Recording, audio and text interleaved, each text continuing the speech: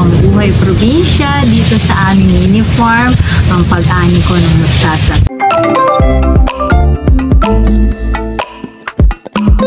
Hello friendly people! Good day po sa inyong lahat, and for today's video, it is Sunday weekend. So nandito ako ngayon sa aming mini farm.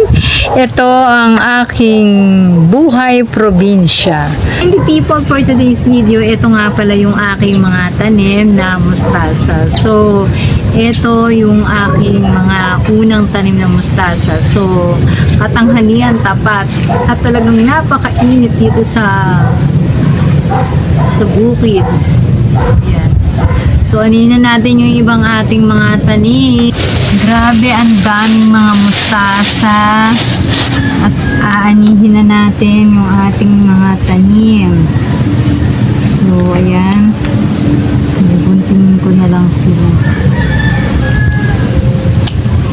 Ang sarap magtanim ng gulay. Tapos fresh ani pa to. Fresh from the mini farm.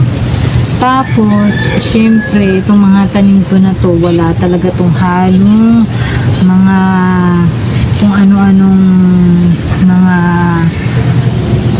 basta ito organic. Parang ano lang ako, binuhos ko, nano ko lang yung mga ano dito mga buto. Tapos syempre 'di ba nung mga nakakaraan laging umuulan, kaya ayun, ang bilis lumaki ng aking mga tanim. Marami pa ako mga ibang tanim ng mga gulay dito, pero inuna ko muna anihin itong mustasa. So ayan, nakakatuwang magtanim.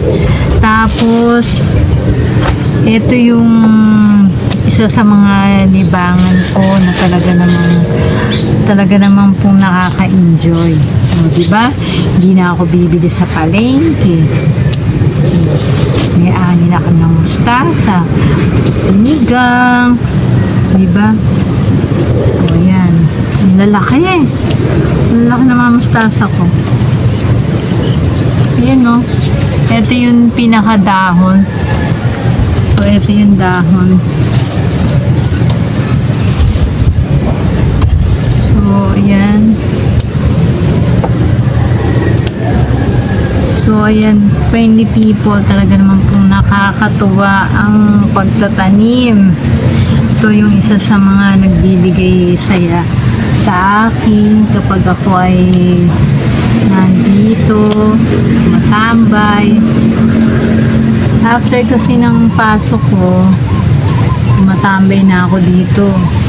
Ang sarap kasi dito sa mini farm. Tapos makikita mo pa yung mga tanim mo. Diba? Nakakatuwa. Ayan. Marami akong tanim dito, hindi lang itong mustasa, pero dito muna ako magko-concentrate kasi yung iba ko pang mga tanim maliliit pa sila. So ayan, mustasa. Pwede na rin pala ako magtinda sa palengke.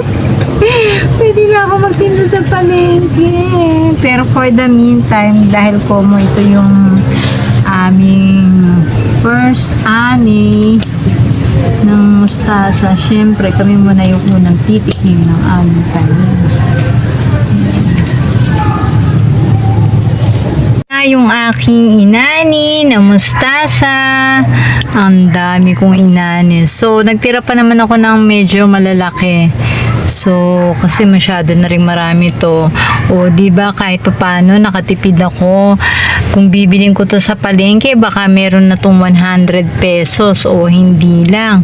Tapos ang ganda pa ng dahon ng aking mustasa. So ayan, magtanim po tayo at talagang nakaka-enjoy. Friendly people, ang dami ko ng mga mustasa dito sa plastic. So ayan, di ba? Ang sarap maging farmer at talaga naman pong very enjoy ang pagtatanim.